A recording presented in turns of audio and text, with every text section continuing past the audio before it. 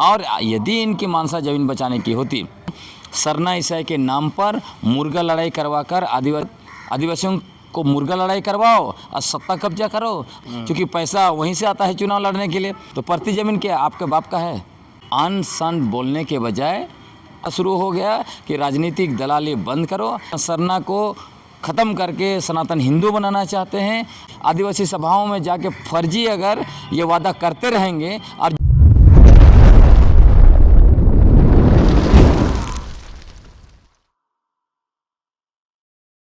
नमस्कार, जोहार।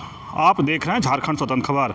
हमारे साथ सामाजिक कार्यकर्ता, सोशल एक्टिविस्ट, लेखक इलेक्शन डुंगडुंग हैं और हम लोग बात करेंगे कि भूमि बैंक का भी मामला है कुछ। अभी मुख्यमंत्री जी बोले हैं कि आदिवासी ज़मीन बचाने को लेकर के सबको एक साथ आना चाहिए।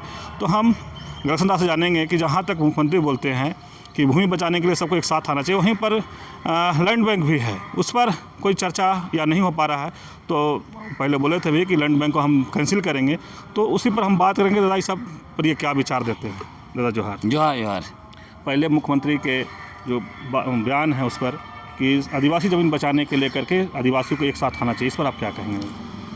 देखिए, मुझे लगता है कि झारखंड के माननीय मुख्यमंत्री, अबुआ सरकार के माननीय मुख्यमंत्री हेमंत सोरेन जी इस तरह की जो बयानबाजी करते हैं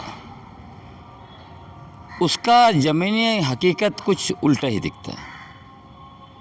अब जो बयानबाजी कर रहे हैं उसका ज़मीनी हकीकत से सरोकार नहीं होगा तो उनके ऐसे बयानों का वज़न भी धीरे धीरे कम होता जाएगा और कम होता जा रहा है। हर चीज़ को देखिए, जैसे जैसे चुनाव आता है, चुनाव के समय में खूब जो है कि 32 के खतियान के आधार पर स्थानीय नीति, नियोजन नीति करते रहते हैं। जैसे ही सत्ता में पर बैठते हैं, मुख्यमंत्री बन जाते हैं, 32 जो है कि ख़त्म हो जाता है, वो भूल जाते हैं। ज़मीन का भी ऐसा ही मसला है। अब देखिए, इसको टेस्ट कीजिए कि उन्होंने चुनावी मैनिफेस्टो में क्या कहा था। मैनिफेस्टो में उन्होंने कहा था पेशा कानून लागू करेंगे। जब यहाँ कह रहे हैं कि सभी लोगों को ज़मीन बचाने के लिए आगे आना चाहिए, तो आदिवासी लोग, तो आदिवासियों का विगत 260 साल का इतिहास ज़मीन बचाने को लेकर ही है।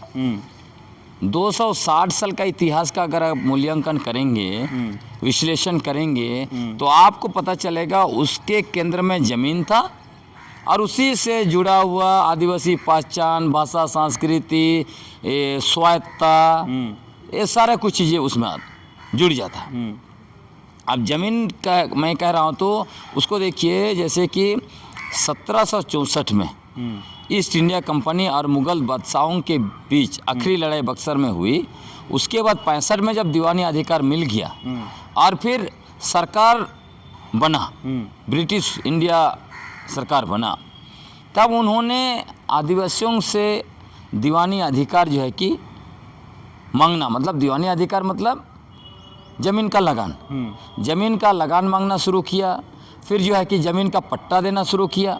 तब आदिवासियों ने कहा ज़मीन हमारे पूर्वजों ने बनाया, हम तुमसे पट्टा क्यों लेंगे, तुम्हारा कागज़ हम क्यों लेंगे, हम सरकार को नहीं जानते हैं, तुमको लगान हम क्यों देंगे। हाँ, और वहाँ से आदिवासियों की लड़ाई शुरू होती है ये। और उसी समय आप देखिएगा, जिन लोगों ने पट्टा नहीं लिया तो ज़मींदारी प्रथा ब्रिटिश ने लाया, और जो ज़मींदार यहाँ के थे जिन्होंने ब्रिटिश हुकूमत की गुलामी की, उन्होंने आदिवासियों का बनाया हुआ ज़मीन का पट्टा किसी और के नाम से लिख दिया। उसी तरह 3 साल में टैक्स नहीं दे पाए, वो सारा ज़मीन भी जो है कि गैर आदिवासियों के हाथों में चल गया। क्योंकि ये जो ज़मींदार थे उन्होंने अन्याय किया आदिवासियों के साथ, दूसरों को दे दिया। और वो जो लड़ाई ज़मीन को लेकर संघर्ष वहाँ से चलता रहा। और देखिएगा कि निरंतर, जैसे संताल हुल में भी उन्होंने कहा कि ये इलाके हमारे यहाँ हैं, यहाँ पे तुम्हारा शासन नहीं चलेगा, है ना, हर जगह पर। और आज भी विस्थापन के खिलाफ अगर सबसे ज़्यादा लड़ाई होता है तो कौन लड़ता है? आदिवासी लड़ता है। पहाड़ को बचाने के लिए, नदी को बचाने के लिए, जल स्रोत को बचाने के लिए, खनिज संपदा को बचाने के लिए। और ये तो बेच खा रहे हैं। अब वो सरकार का ही एनालिसिस कर लीजिए, कितना जो है कि ज़मीन पर सौदा हो रहा है, कितना जो है कि रियल एस्टेट बिजनेस खड़ा हो रहा है, बड़े बड़े कंपनियों का जो है कि कब्जा हो रहा है, ये लोग दे रहे हैं ना। तो फिर ज़मीन बचाने की बात कहाँ से करते हैं? और यदि इनकी मानसा ज़मीन बचाने की होती तो पेशा कानून लागू करते हैं, क्योंकि पेशा कानून जैसे ही लागू हो जाएगा, आदिवासी अपना ज़मीन बेचने से पहले भी ग्राम सभा से परमिशन लेगा। और बहुत सारे ऐसे ज़मीन आदिवासियों के हाथ से गैर आदिवासी के पास चला गया है, उसको भी रिस्टोर करेगा। ग्राम सभा ही पहाड़ को बचाएगा, ग्राम सभा ही जंगल को बचाएगा, नदी को बचाएगा, जल स्रोत को बचाएगा, खनिज संपदा को बचाएगा। तो सिर्फ भाषण दे देना, जब भी ऐसे मौका मिलता है भाषण दे देना कि हम बहुत बड़े ज़मीन बचाने के लिए क्रांति कर रहे हैं, यह दिख रहा है ज़मीन पर। इनकी मानसा रहती तो ये। दूसरी बात मैंने ये भी पढ़ा, जैसे आपने कहा लैंड बैंक का, माननीय राजस्व मंत्री कह रहे हैं कि जिनकी ज़मीन लैंड बैंक में है वो ज़मीन वापस कर दी जाएगी, ये स्टेटमेंट है। तो आप सोचिए, इनका चुनावी वादा अभी वो है कि हमारी सरकार आएगी तो लैंड बैंक हम खारिज करेंगे। इन्होंने 2019 में भी चुनाव में वही वादा किया था, हम लैंड बैंक जो है कि खारिज करेंगे। लेकिन चूंकि बीजेपी की उनके पीछे पड़ी हुई थी उनका सरकार छीनने के लिए, इसलिए हम लोगों ने मुद्दा नहीं उठाया कि चलिए ठीक है कि इस समय में सरकार को सुरक्षा प्रदान करना ज़रूरी है। क्योंकि बीजेपी जो है पूंजीपतियों का पूरा गोदी में बैठकर पूंजीपतियों को यहाँ पे बसाना चाहते थे। और उसका आपने देखा है 2016 से लेकर, इनफैक्ट 2014 से लेकर 19 तक का सत्ता आप देखेंगे बीजेपी का, तो क्या था, उन्होंने लैंड बैंक लाया, उन्होंने जो CNTSPT कानून को 3 मिनट में संशोधन कर दिया, उन्होंने ग्लोबल इन्वेस्टर समिट हाथी उड़ाया, है ना, 210 MOU किया। हाँ, वही लोग प्रॉपर्टी कार्ड लेकर जो है आदिवासियों का ज़मीन छीनना चाहते थे, ग्राम सभाओं को देना का ज़मीन पूंजीपतियों को देना चाहते थे। आदिवासियों का सरना मसना का ज़मीन भी है लैंड बैंक में डाल दिया था। उसके अलावा जो है आप देखिएगा कि ये आदिवासियों का ये औद्योगिक नीति को लाकर आदिवासियों का ज़मीन छीनने का काम इन्होंने ही किया। 2001 में लाया, 16 में फिर जो उसको संशोधन करके बहुत बड़ा बनाया। मतलब उसको अगर उदाहरण के रूप में देखिएगा तो बरही से बहरागोड़ा तक पूरा जो है कि सड़क के किनारे 25-25 किलोमीटर में औद्योगिक गलियारा बनाएंगे। इससे क्या दिखता है?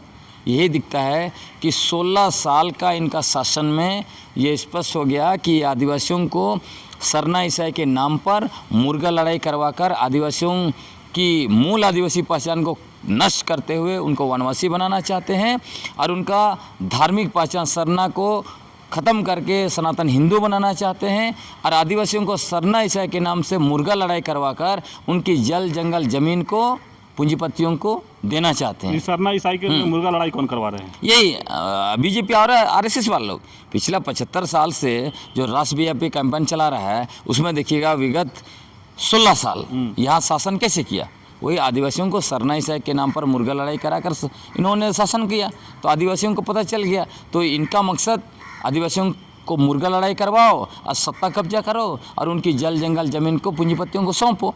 तो इसीलिए अब वो सरकार को हम लोगों ने बचाया कि ये लोग जो है कि हमारी जल जंगल ज़मीन को का रक्षा करेंगे, ये लोग हमारी आदिवासी पहचान को जो सुरक्षा प्रदान करेंगे, हमारी धार्मिक पहचान को सुरक्षा प्रदान करेंगे। लेकिन आप देख रहे हैं लुगुबुरु को जो है किसको दे रहे हैं? लुगुबुरु को संताल बोल रहे हैं ये हमारा पूर्वज का पहाड़ है, हमारा वहाँ पे जो है कि मरंगबुरु रहता है और उसको जो है कि ये दे रहे हैं किसको? जैनियों को देना चाहते हैं, क्योंकि पैसा वहीं से आता है चुनाव लड़ने के लिए।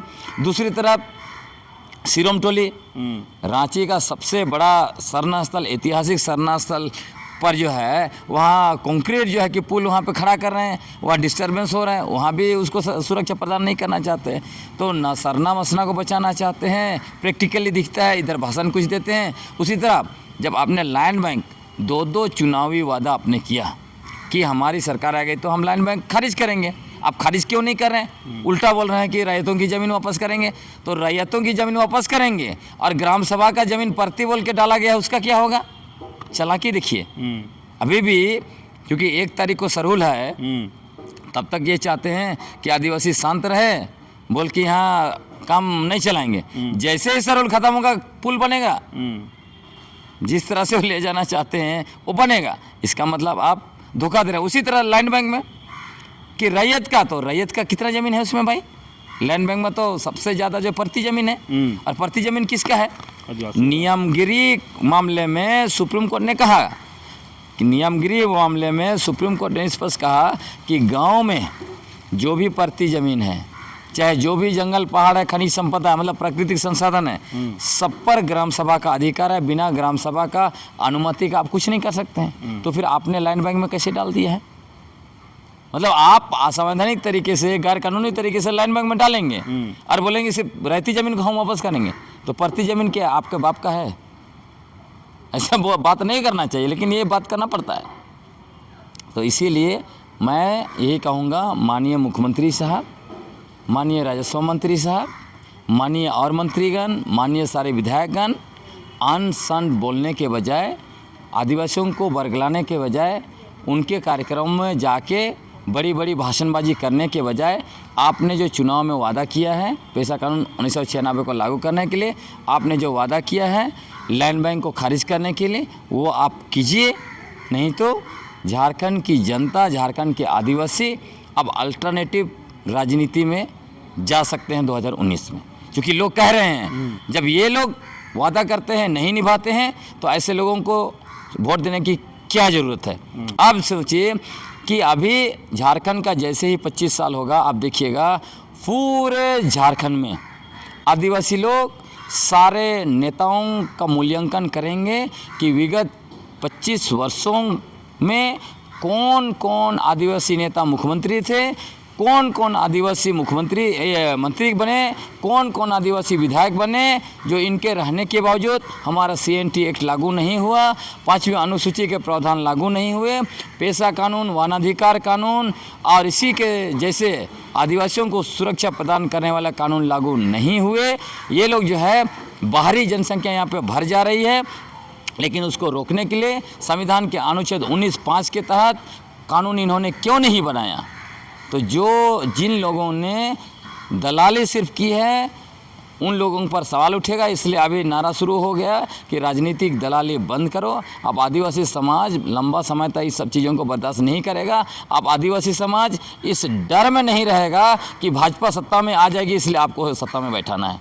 इस पर भी लोग मूल्यांकन कर रहे हैं। हम ऐसे अल्टरनेटिव पॉलिटिकल सिस्टम खड़ा करेंगे। एक एक विधायक हमारा ऐसा होना चाहिए जो सदन में आवाज़ उठाए। ऐसे लोग खड़े होंगे 19 में, ये इनको समझ में 29 में समझ में इनको आ जाना चाहिए। यदि ये लोग अपना वादा नहीं निभाते हैं, इसी तरह जो है झाड़ियाँ पीटते रहेंगे, आदिवासी सभाओं में जाके फर्जी अगर ये वादा करते रहेंगे और जो वादा नहीं निभाया है उसको नहीं निभाएंगे, तो सत्ता में ये नहीं आएंगे। चलिए, अभी आप सुन रहे थे लेखक गैलेक्सन डुंडुन की बात, और जिस तरह से लैंड बैंक की बात और जो मुख्यमंत्री के जो बयान था उस पर अपनी प्रतिक्रिया दे रहे थे, और कहे कि 2029 में एक नए तरह के राजनीतिक अगर इन लोग नहीं सुधरते हैं तो हम लोग शुरू करेंगे। और जिस तरह से कहे कि विधायक अगर आदिवासी का खास करके मुद्दा अगर सदन में नहीं उठा रहा है तो उस पर भी हम लोग मूल्यांकन कर रहे हैं। और जिस तरह से खुट्टी में कर रहे हैं, लगातार ही बात कर रहे हैं कि राजनीतिक दलाली नहीं चलेगा, इसका जो आवाज़ उठा है वो कहीं ना कहीं विधायक, मंत्री और मुख्यमंत्री पर भारी पड़ेगा। तो इस तरह की खबर को देखने के लिए आप झारखंड स्वतंत्र खबर से जुड़े रहिए। जोहार, नमस्कार।